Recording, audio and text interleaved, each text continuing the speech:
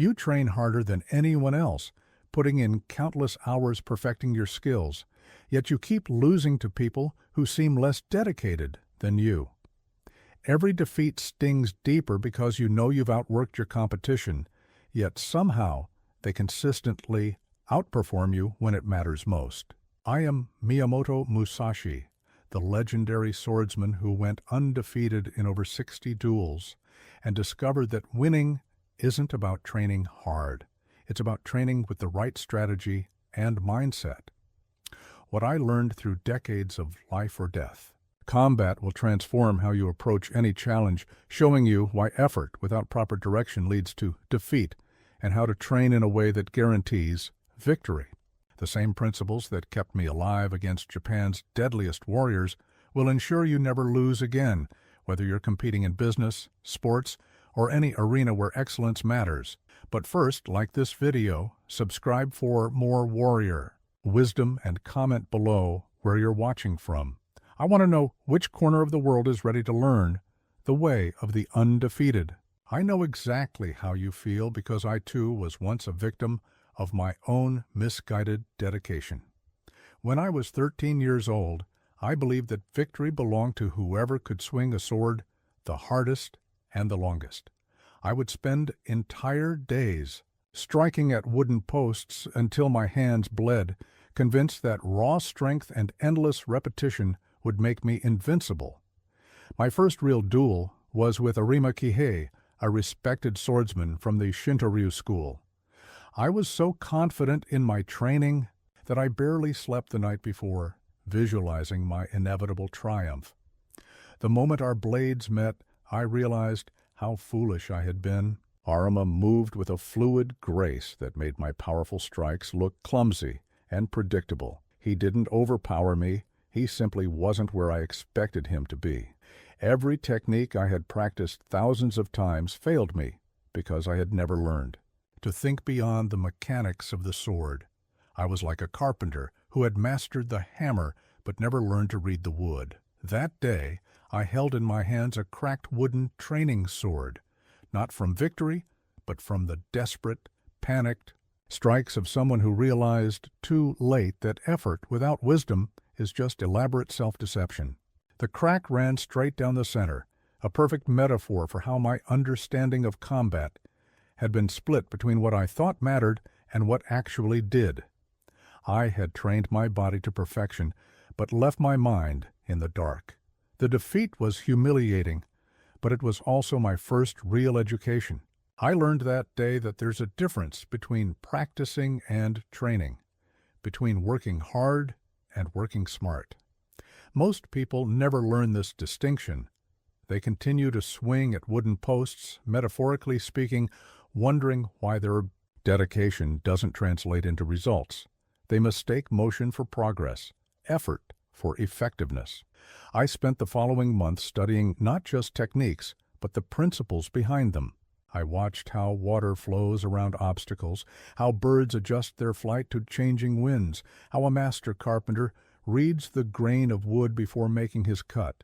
I began to understand that combat, like any complex skill, requires more than muscle, memory. It requires strategic thinking, adaptability, and the wisdom to know when to apply which technique. This revelation changed everything about how I approach training.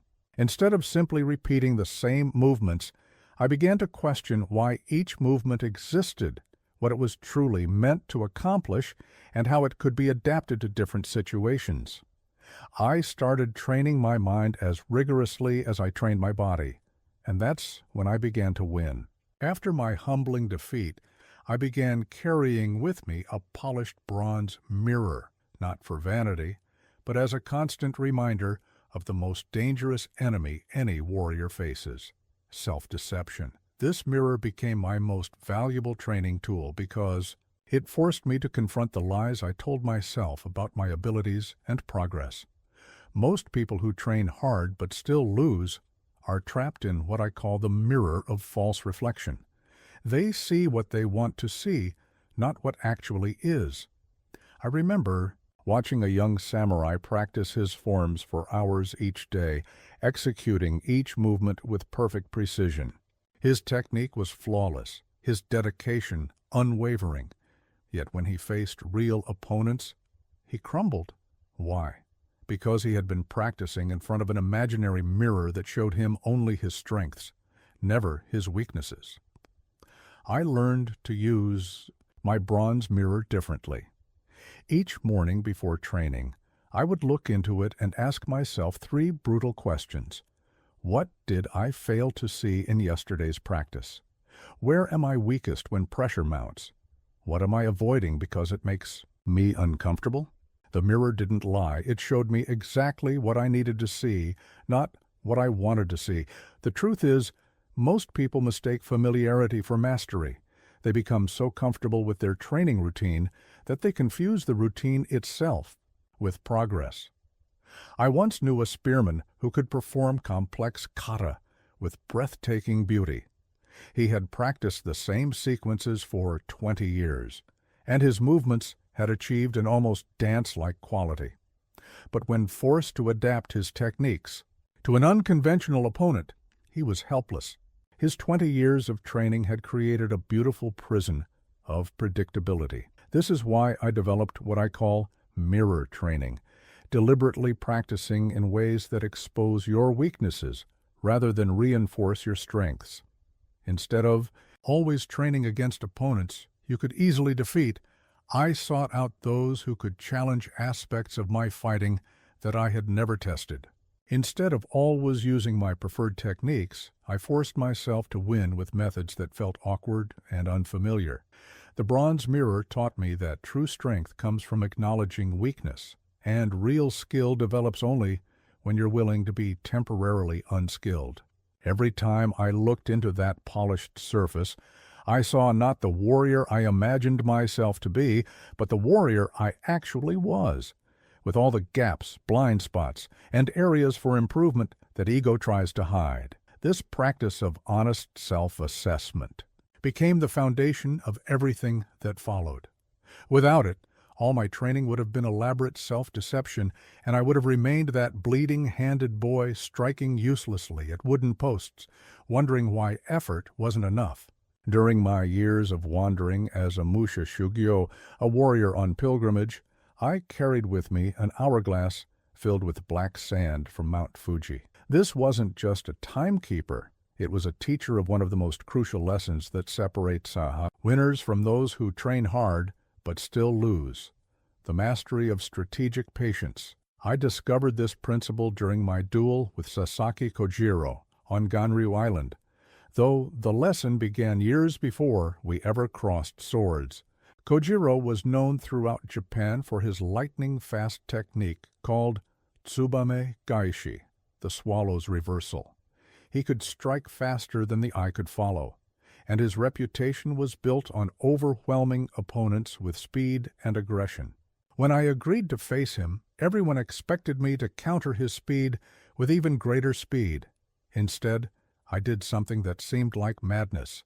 I arrived 3 hours late to our duel. Those 3 hours weren't an accident or disrespect. They were strategic patience in action. While Kojiro waited on that beach, his legendary speed was working against him. His muscles tensed and relaxed repeatedly. His mind cycled through scenarios, burning mental energy.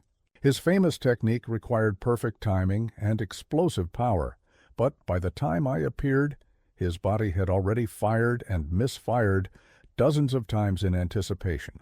I had spent those same 3 hours in meditation, watching the sand fall grain by grain through my hourglass, understanding that victory often belongs not to the fastest, but to the one who can control the rhythm of engagement. When we finally fought, Kojiro's incredible speed met my strategic patience, and patience won. This is why so many people who train harder than their competition still lose. They mistake urgency for intensity, rush for power. They believe that pushing harder and moving faster will overcome any obstacle, but they never learn to control tempo. In my hourglass, each grain of sand represented a moment of potential advantage that most warriors waste through impatience.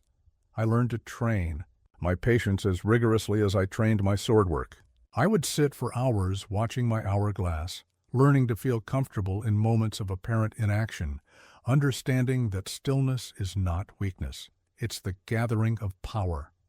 I practiced waiting for the perfect moment to strike rather than striking at every possible moment.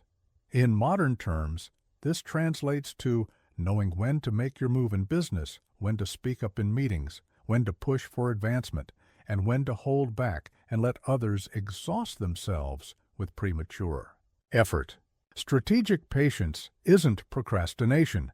It's the wisdom to recognize that timing often matters more than speed, and that the person who can control the rhythm of engagement often controls the outcome.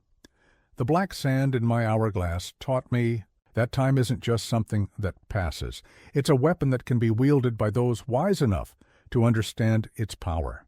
In my travels, I always carried with me a pair of iron sandals, each weighing 30 pounds.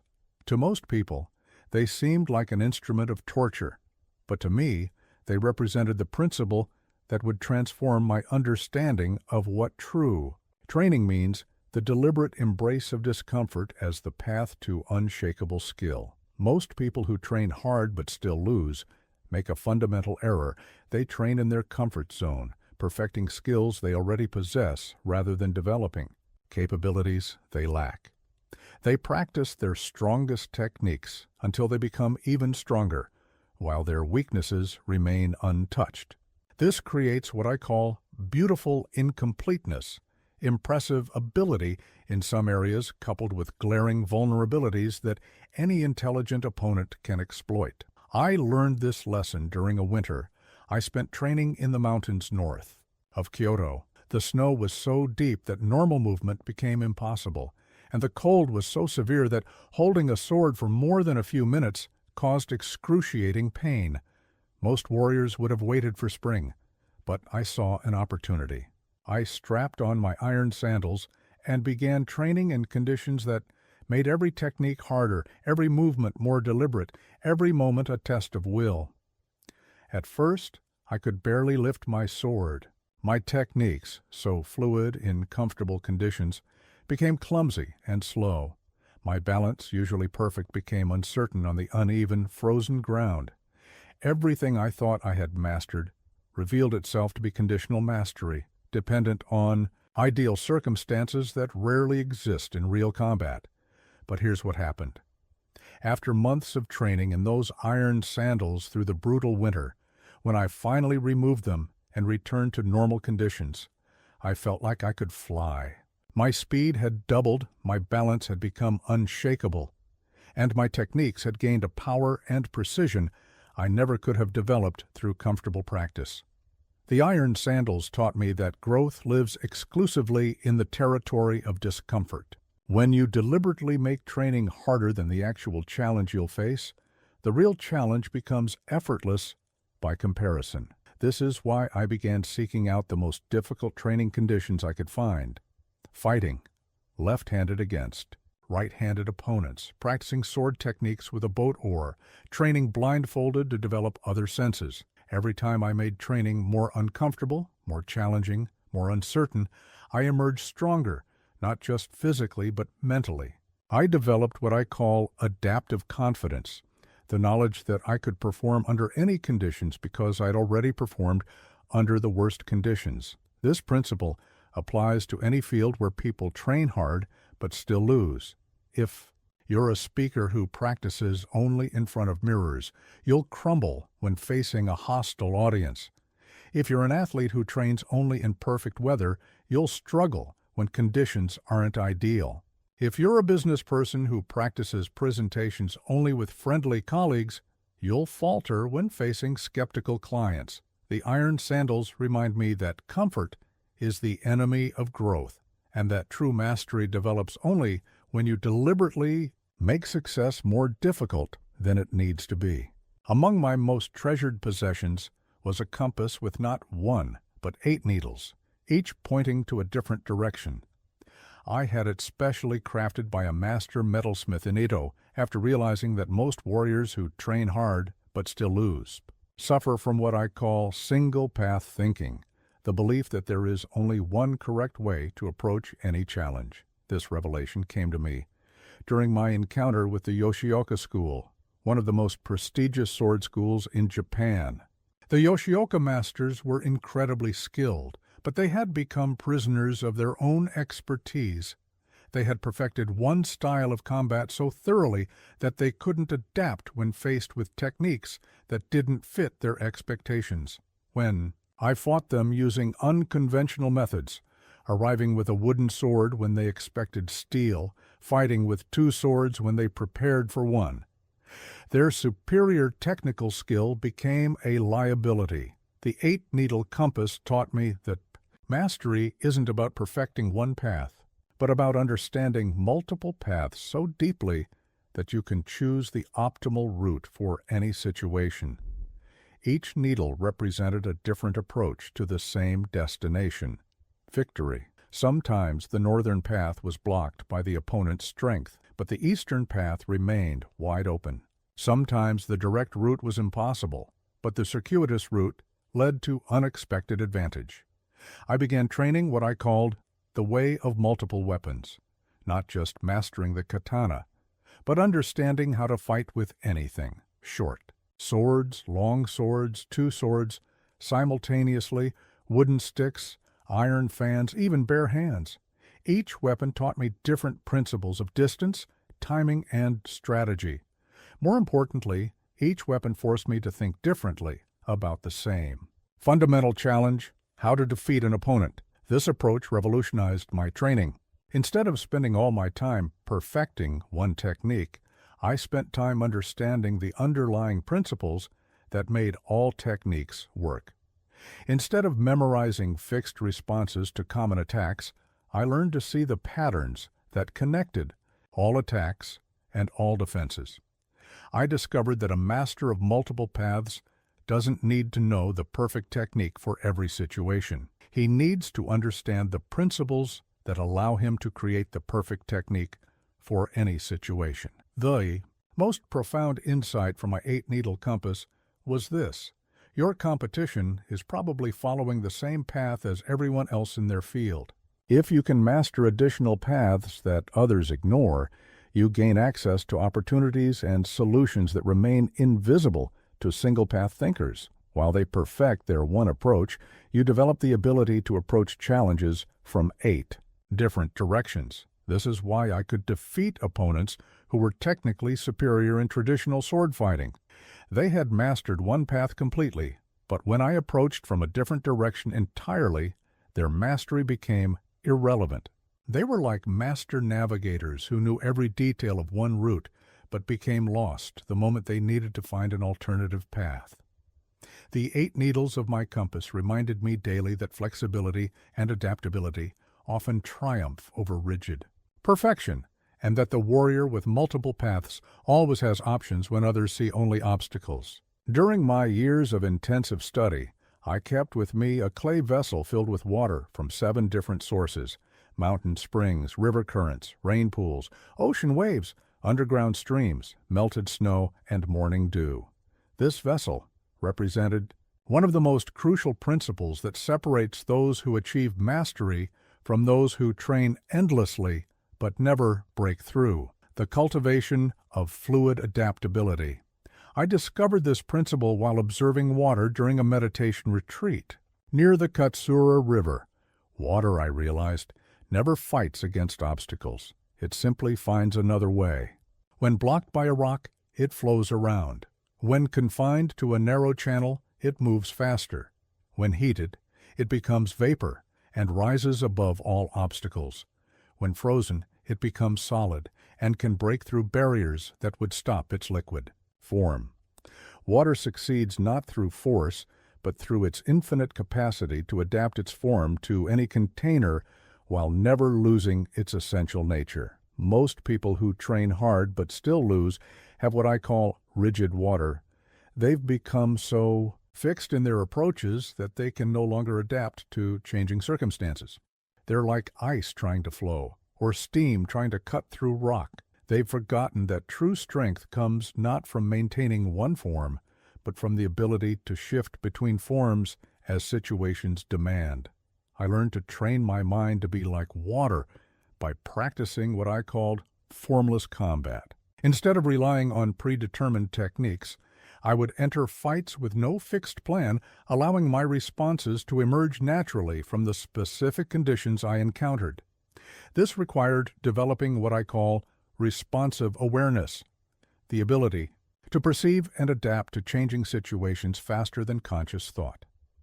The 7 waters in my vessel each taught me different aspects of adaptability. Mountain spring water showed me clarity and purity of intention. River water demonstrated persistence and gradual power. Rainwater revealed the strength that comes from gathering small actions into larger forces. Ocean water taught me about tidal rhythms and the power of withdrawal as well as advance. Underground water showed me how to work beneath the surface, away from direct opposition. Snow water taught me about patience and the power of accumulated small changes.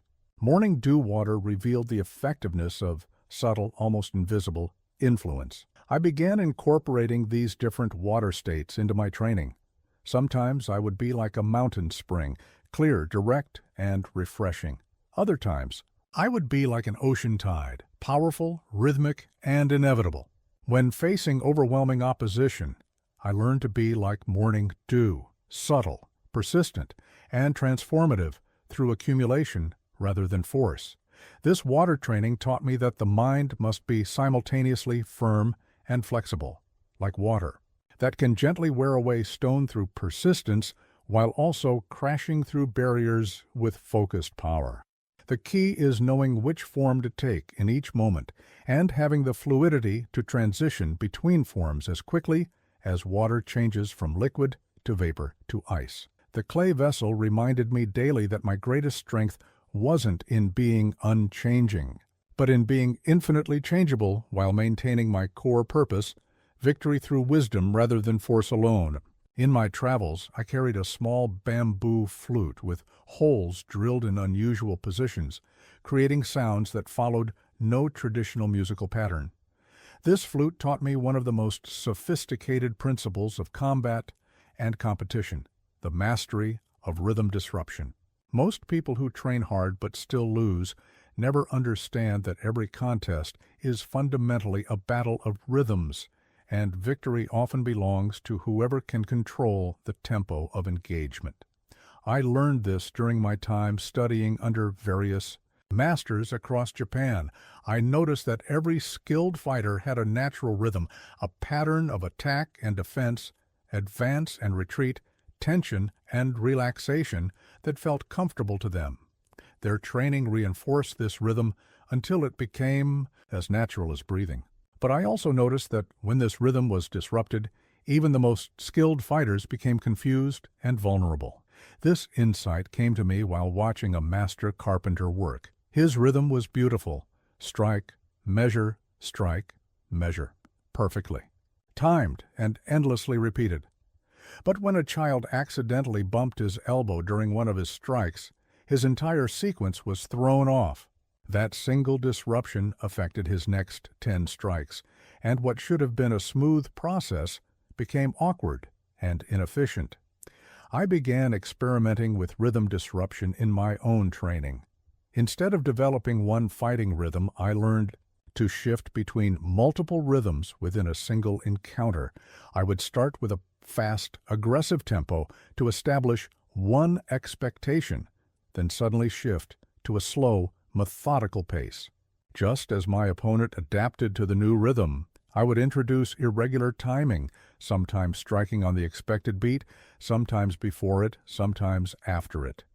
My bamboo flute became a training tool for this principle. Each evening I would practice playing melodies that shifted tempo unexpectedly.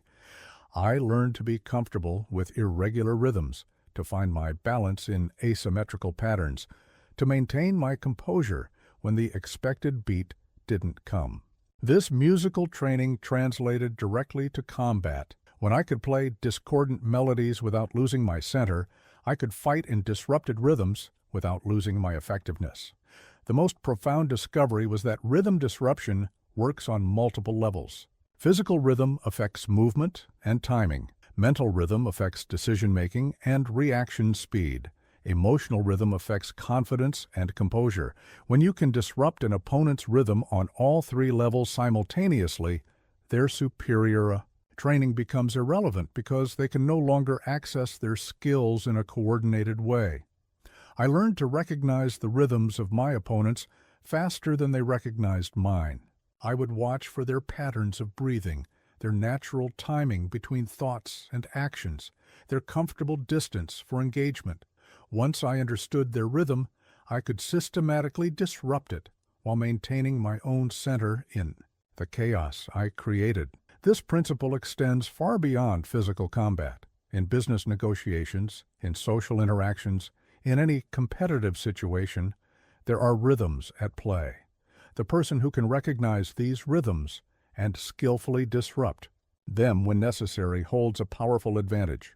They can break the momentum of opponents who seem to be winning, create openings where none appeared to exist, and maintain their own effectiveness while others struggle to regain their footing. The irregular holes in my bamboo flute reminded me that harmony is beautiful, but the ability to create and navigate discord is what separates masters from students. Among my most treasured possessions was a scroll containing only empty space, no words, no drawings, no marks of any kind.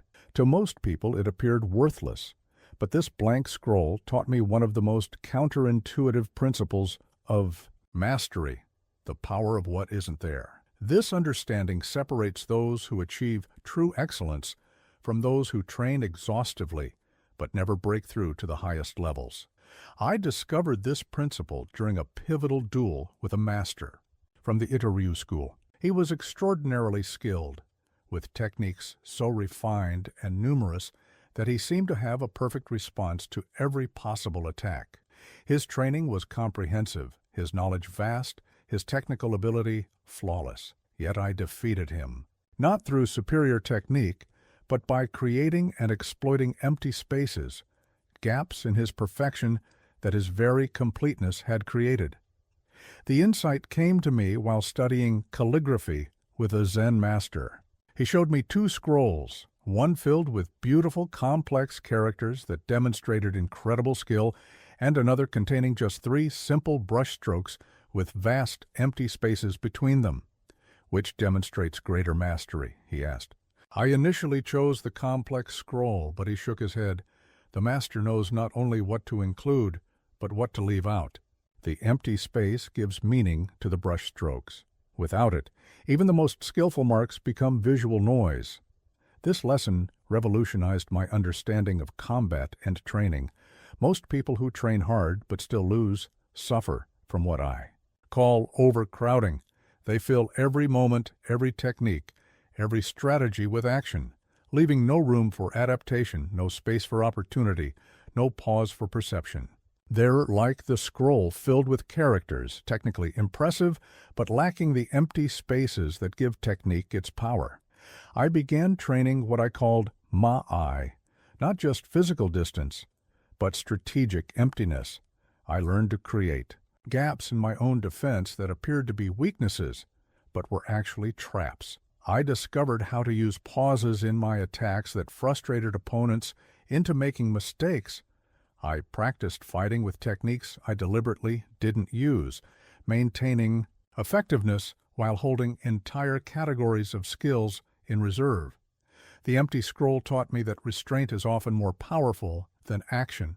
When facing the Ito-Ryu master, I won not by overwhelming him with technique, but by creating spaces where his techniques became irrelevant.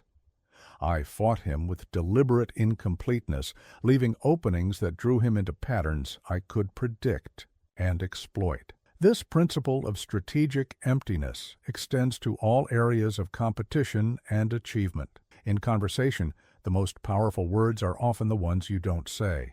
In business, the deals you don't take can be more important than the ones you do. In training, the techniques you choose not to practice can create more growth than the ones you repeat endlessly. I learned to read the empty spaces in my opponent's strategies, the areas they had neglected while perfecting others, the techniques.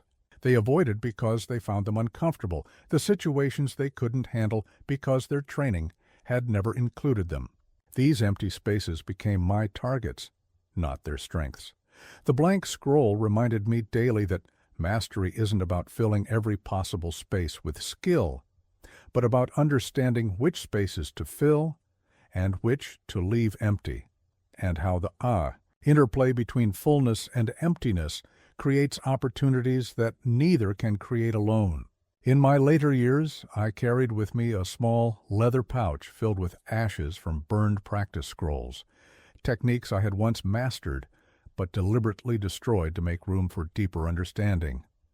This pouch of ashes represented, perhaps, the most difficult principle for dedicated practitioners to accept, that progress sometimes requires unlearning what you think you know. The revelation came during a period when I had reached what I believed was the peak of my abilities. I could defeat any opponent who challenged me using conventional sword techniques. My forms were perfect, my timing impeccable, my strategy sound. Yet I felt something was missing, a sense that my very expertise had become a cage that prevented me from reaching the next level of understanding. This feeling crystallized during an encounter with a wild boar while traveling through the mountains of Kumano. The boar charged at me with no technique, no strategy, no learned responses, just pure, instinctual reaction to the moment. As I moved to defend myself, I realized that my decades of refined technique had actually slowed my natural responses. I had learned so many correct ways to move that I had forgotten how to simply move. I spent the next month systematically unlearning techniques that had served me well for years. I would take a sword movement I had practiced 10,000 times and deliberately forget it, forcing myself to rediscover the principle behind it from first principles. I burned scrolls containing techniques I had mastered, not out of disrespect, but to prevent myself from relying on memorized solutions when fresh thinking was required. This process of unlearning was more difficult than any training I had ever undertaken.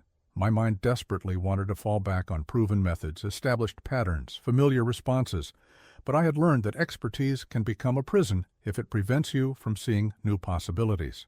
The ashes in my pouch reminded me that sometimes you must destroy what you know to discover what you don't know you don't know. The discipline of unlearning taught me to distinguish between principles and techniques. Principles are eternal and universal. They should be preserved and deepened. Techniques are temporary applications of principles. They should be held lightly and discarded when they no longer serve.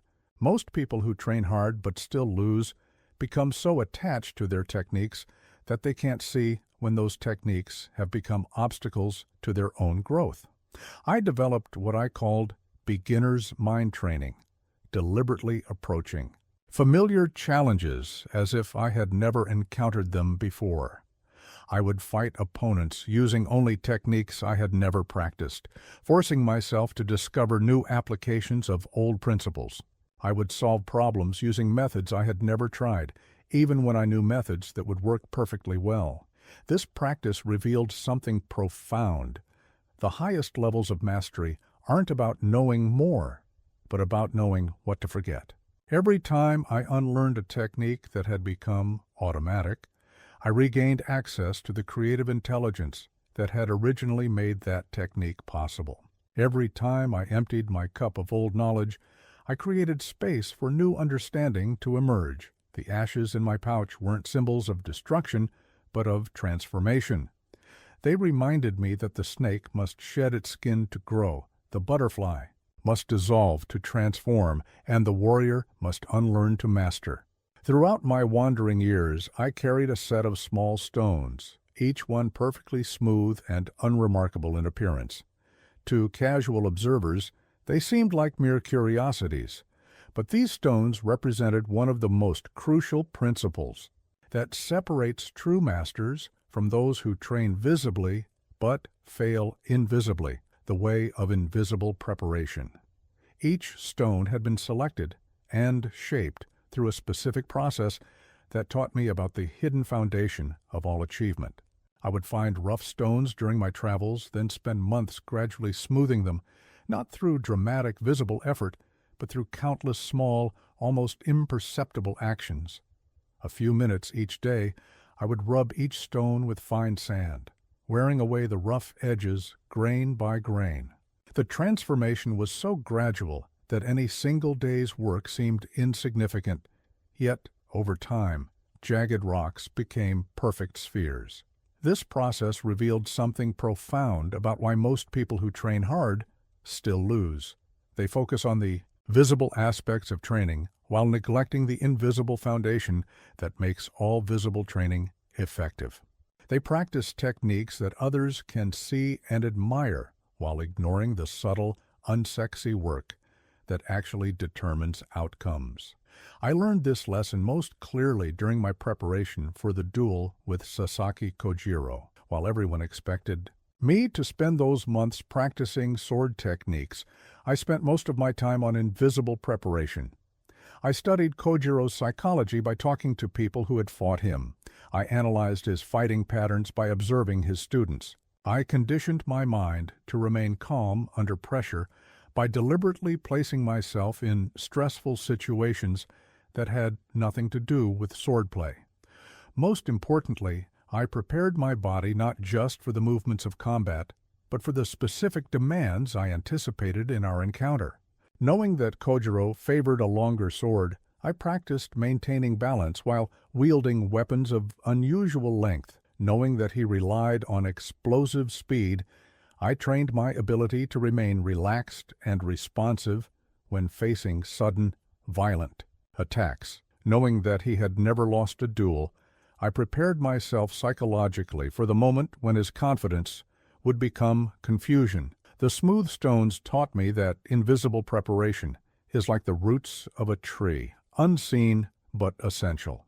The most spectacular techniques fail if they're not supported by proper foundation work. The most impressive training becomes useless if it's not built on a bedrock of fundamental conditioning that nobody sees.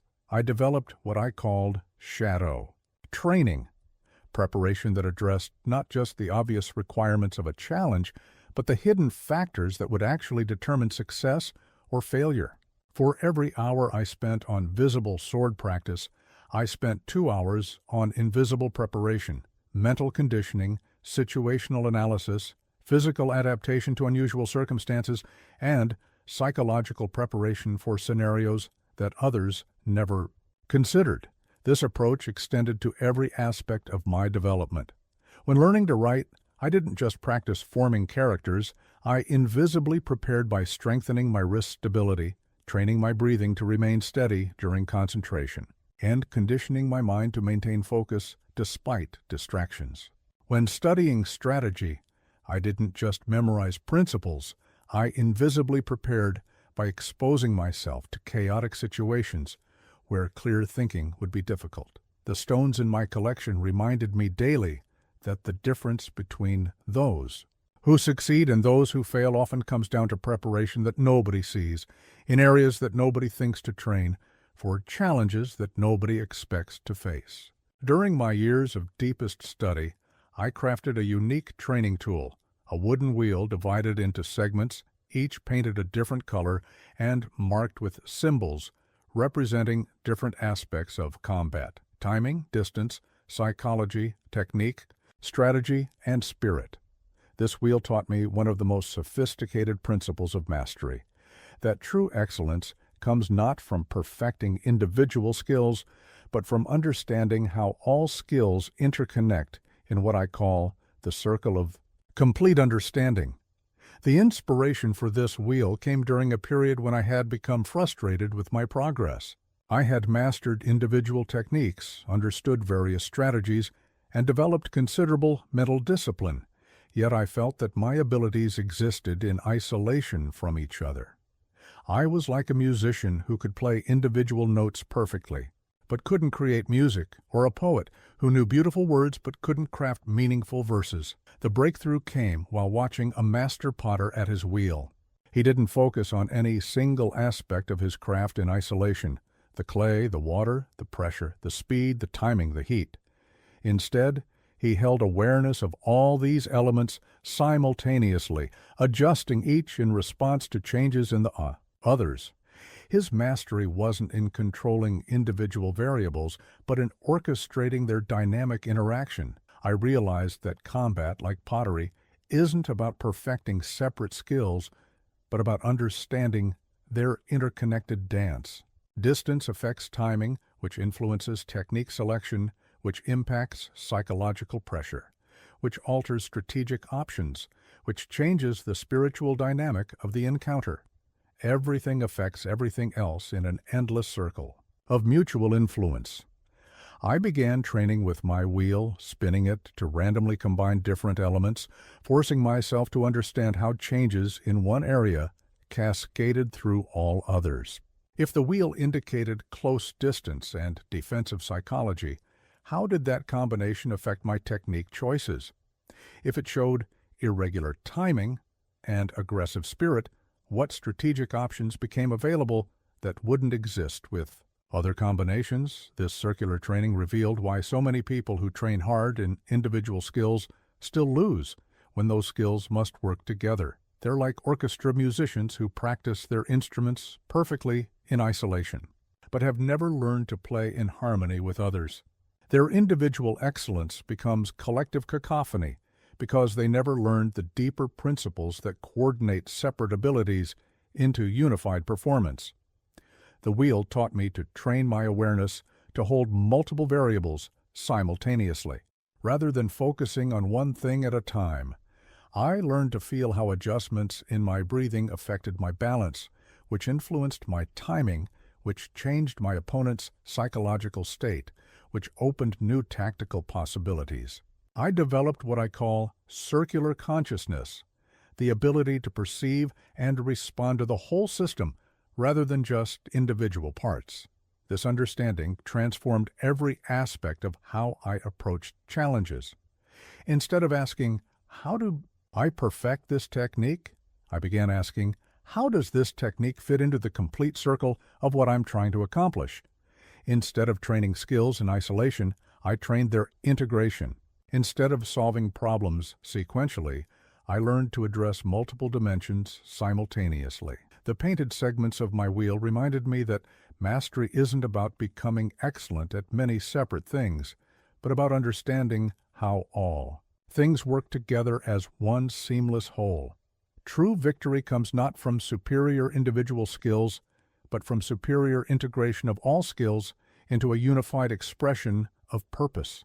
In my personal collection, I kept a sword with a deliberately broken tip, not damaged through accident or combat, but intentionally altered to teach me one of the most counterintuitive principles of mastery, the art of purposeful failure. This broken sword represented my understanding that sometimes the path to ultimate victory requires the wisdom to lose strategically. I discovered this principle during a series of matches with students from various sword schools.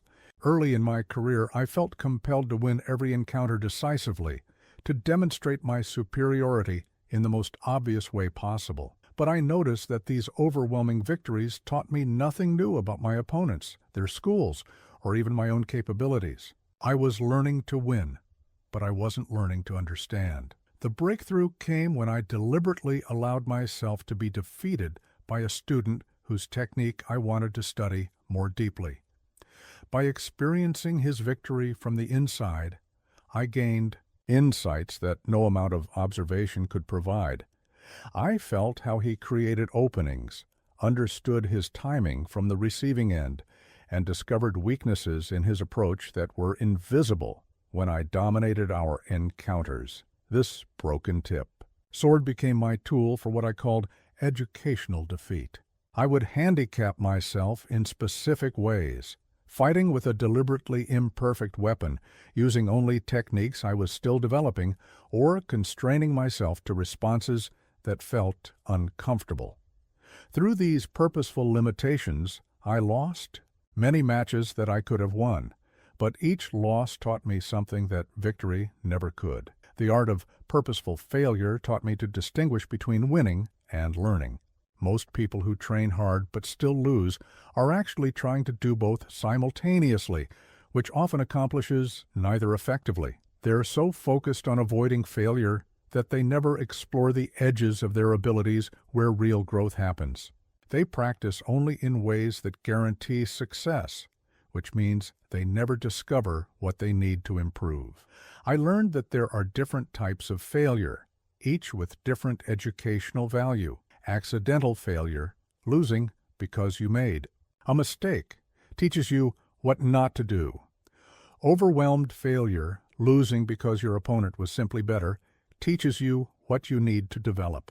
But purposeful failure, losing because you chose to explore something new, teaches you what's possible. The broken tip of my sword reminded me that perfection can be a trap. A perfect sword cuts cleanly but teaches you nothing about adaptation. A flawed sword forces you to compensate, innovate, and discover capabilities you never knew you possessed. By training with deliberate imperfection, I developed skills that my perfectly equipped opponents never needed to learn. This principle extended far beyond swordplay. I would deliberately enter conversations where I knew less than others, not to embarrass myself, but to learn from people I could never learn from if I always had to be the expert. I would attempt techniques in non-critical situations that I wasn't sure I could execute, accepting failure as the price of expanding my capabilities. The most profound insight from my broken sword was that strength and weakness aren't opposites. They're dance partners. Every strength creates a corresponding weakness, and every weakness contains the seed of unexpected strength. By purposefully exploring my weaknesses instead of always relying on my strengths, I became anti-fragile, stronger in the broken places. The broken tip taught me that sometimes the most valuable victory is the one you choose not to pursue, and sometimes the most educational defeat is the one you deliberately accept. Among my most cherished possessions was a branch that bore leaves from 4 different seasons: green spring buds, full summer foliage, autumn colors, and winter's bare wood. I had carefully preserved and attached leaves from the same tree throughout an entire year, creating what appeared to be an impossible natural phenomenon. This branch taught me one of the most essential principles for sustained excellence: understanding and harmonizing with the natural cycles that govern all growth and achievement. The insight came during a period when I was struggling with inconsistency in my performance. Some days I felt invincible, capable of defeating any opponent. Other days, the same techniques that had served me perfectly seemed clumsy and ineffective. I was fighting against these natural variations, trying to force peak performance every day and exhausting myself in the process. The revelation occurred while observing the same tree through 4 complete seasons. In spring, it budded with fresh energy, but was vulnerable to late frosts. In summer, it reached full strength, but required constant nourishment. In autumn, it displayed its most beautiful colors while simultaneously preparing for dormancy. Winter, it appeared dead, but was actually gathering strength for the next cycle of growth. I realized that my own abilities, like the tree, had natural seasons that couldn't be forced or avoided.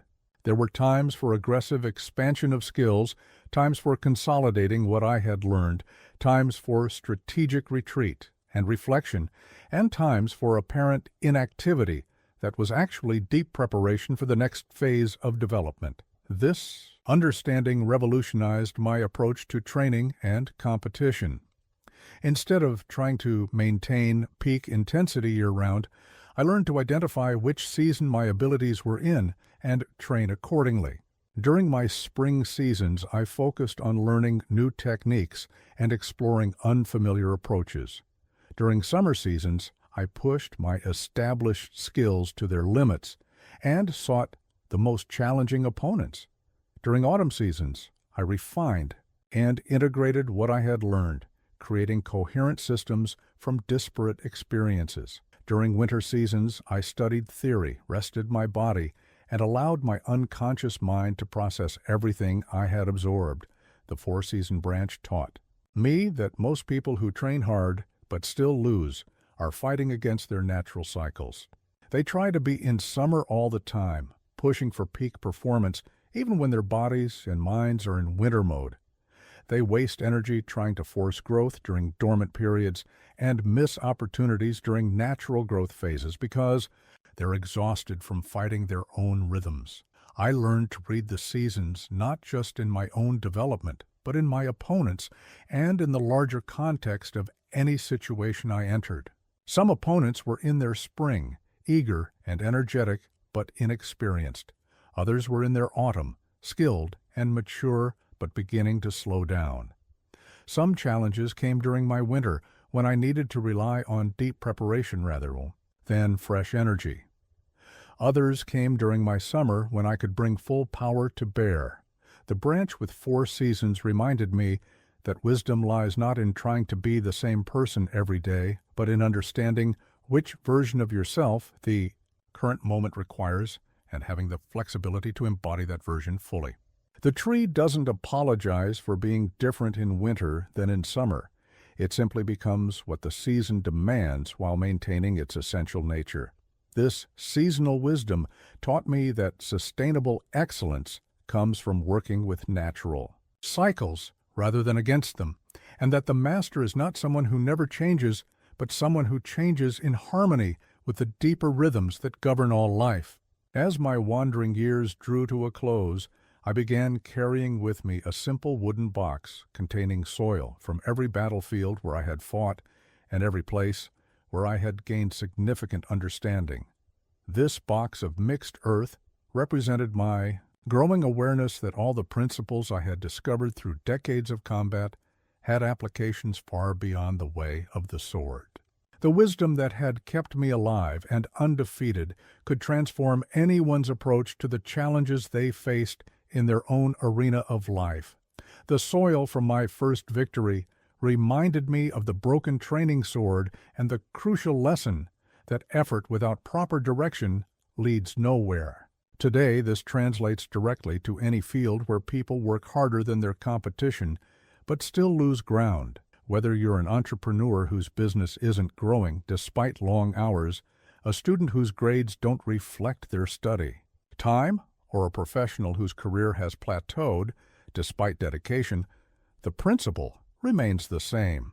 Strategy must guide effort, not the other way around. The earth from the mountain where I learned about strategic patience carries lessons for anyone facing pressure to produce immediate results. In our age of instant everything, the ability to control tempo and timing becomes even more valuable. The person who can delay gratification, wait for optimal conditions, and resist the urge to act prematurely holds the same advantage I held over Sasaki Kojiro on that beach centuries ago.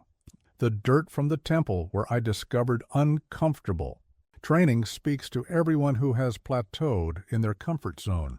Modern life offers countless ways to avoid discomfort, but growth still lives exclusively in the territory beyond comfort. Whether you're training for athletic competition, developing professional skills, or building personal relationships, the principle of deliberately making things harder than necessary remains the fastest path to exponential improvement. The sand from the riverbank where I learned about multiple paths addresses the dangerous tendency toward specialization that characterizes our current era. While expertise is valuable, the person who can approach problems from multiple angles, who has developed diverse skills and perspectives, possesses adaptability that pure specialization cannot match. In a rapidly changing world, flexibility often trumps focused perfection. The clay from the meditation garden, where I cultivated fluid adaptability, offers guidance for navigating uncertainty and change. Water still wins through adaptation rather than resistance.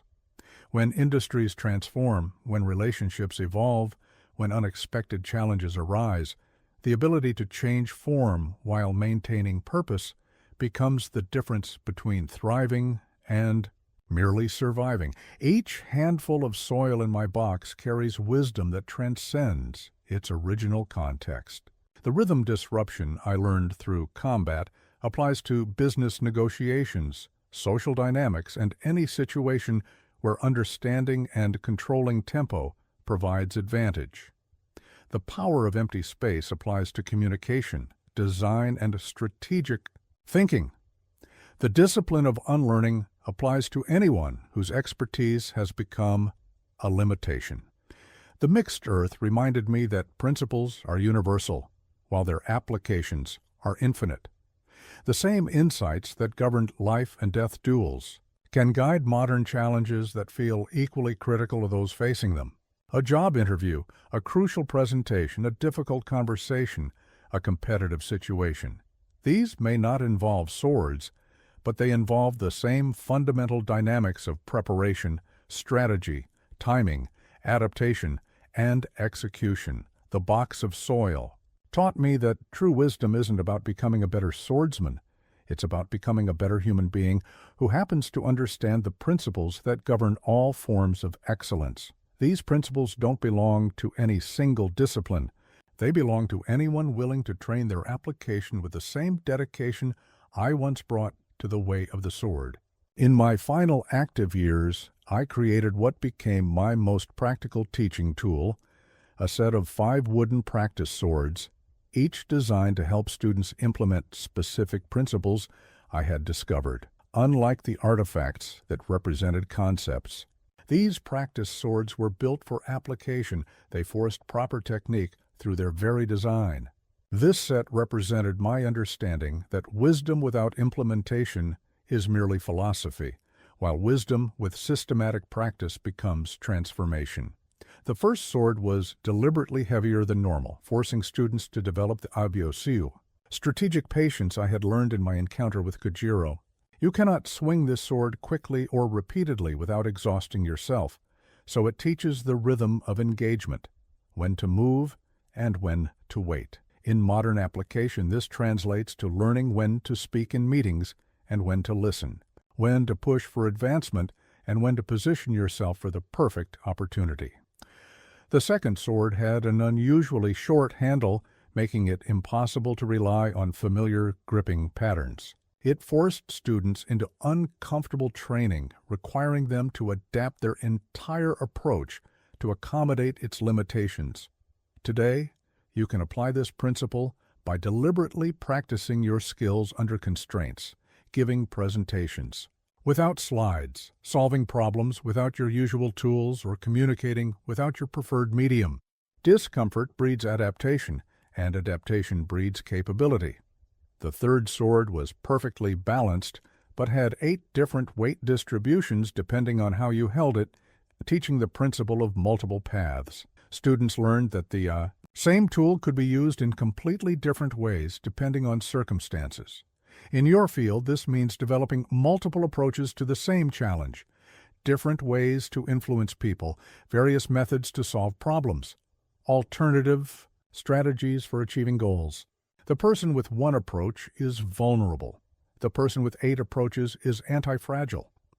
The fourth sword was made of bamboo sections that flexed during use, teaching fluid adaptability. It bent without breaking, responded to pressure by changing shape, and required students to work with its natural movement rather than against it. This principle applies to any situation requiring negotiation, collaboration, or conflict resolution. Like water finding its way around obstacles, flexible responses often succeed where rigid approaches fail. The fifth sword looked normal, but had subtle irregularities in its balance and grip that created unexpected feedback during use. It taught students to pay attention to small signals, to adapt in real time to changing conditions, and to remain sensitive to subtle shifts that could indicate larger changes ahead. In modern terms, this means developing the awareness to read situations accurately, notice what others miss, and adjust your approach based on feedback most people ignore. But tools alone don't create transformation. Practice with proper understanding does. I developed a systematic approach to implementing these principles that any person can adapt to their own challenges. Start with the principle that addresses your most immediate obstacle. If you're losing opportunities because you act too quickly, focus on strategic patience. If you're stuck because you avoid discomfort, embrace uncomfortable training. If you're limited by having only one approach, develop multiple paths. Practice the principle deliberately and consistently, but in small doses initially. Like physical training, attempting too much too quickly leads to injury or abandonment. Apply it to low-stakes situations first, where failure provides education without serious consequences. Gradually increase the stakes as your competence grows. The practice swords reminded me that mastery isn't achieved through understanding alone, but through the patient, disciplined application of understanding until it becomes second nature. The warrior's way isn't about knowing the principles. It's about embodying them so completely that they guide your actions without conscious thought. As I write these final thoughts, I hold in my hands the most important artifact of all, a simple piece of charcoal, blackened and worn from countless uses. This charcoal has recorded my insights, sketched my observations, and marked my progress. Through decades of discovery, it represents the principle that will determine whether everything I have shared with you becomes transformative wisdom or merely interesting information. The commitment to continuous practice and refinement of what you have learned, the charcoal reminds me that knowledge without application fades like writing on water, but wisdom applied consistently burns itself into your very being until it becomes inseparable from who you are. Every mark this charcoal has made required pressure, friction, and the willingness to be consumed in service of creating something permanent and meaningful. If you train hard but still lose, you now understand why. You have been applying pressure. Without understanding, creating friction without purpose, consuming your energy without creating lasting marks on your capabilities. But you also now possess the principles that can transform your efforts from mere activity into genuine advancement. You understand that effort without strategy is self-deception, that comfort is the enemy of growth, that patience can be more powerful than speed. You know that multiple approaches provide more security than single expertise, that adaptation often succeeds where force fails, and that sometimes the most valuable lessons come from deliberately chosen failures rather than accidental successes. You have learned that mastery isn't about becoming invincible. It's about becoming increasingly skilled at navigating challenges with wisdom, flexibility, and strategic thinking. The undefeated warrior isn't one who never faces difficulty, but one who has learned to find advantage in any circumstance, opportunity in every obstacle, and strength in apparent weakness. But understanding these principles is only the beginning. Like this piece of charcoal in my hand, you must now allow yourself to be consumed in the application of what you have learned. You must press these insights against the challenges you face until they leave permanent marks on your capabilities. You must create friction between your old approaches and these new understandings until transformation occurs. The way forward requires that you choose one principle that addresses your most pressing challenge and begin applying it immediately. Not tomorrow, not next week, but in the next situation where it could make a difference. Let that principle guide your actions until it becomes natural. Then gradually incorporate others until you embody the complete way of strategic excellence. Remember that the path of mastery is not a destination, but a direction. There will always be new challenges that test your understanding, new situations that require deeper application of these principles, new levels of skill waiting to be developed. The warrior's way is eternal because the opportunities for growth are infinite. As my charcoal grows shorter with each mark it makes, I am reminded that our time is limited, but our potential for impact is not. What you do with these principles will determine not only your own success, but the success of those who learn from your example. Take up your own charcoal. Begin making marks that matter. Apply these principles not because they are mine, but because they work. Trust not in the reputation of the teacher, but in the effectiveness of the teachings when properly applied. The way of never losing isn't about avoiding all defeats. It's about transforming every experience, whether victory or setback, into fuel for continuous improvement. Walk this path with the same dedication you once brought to misguided effort, and you will discover that the undefeated life has been waiting for you all along. Your training ends here. Your mastery begins now.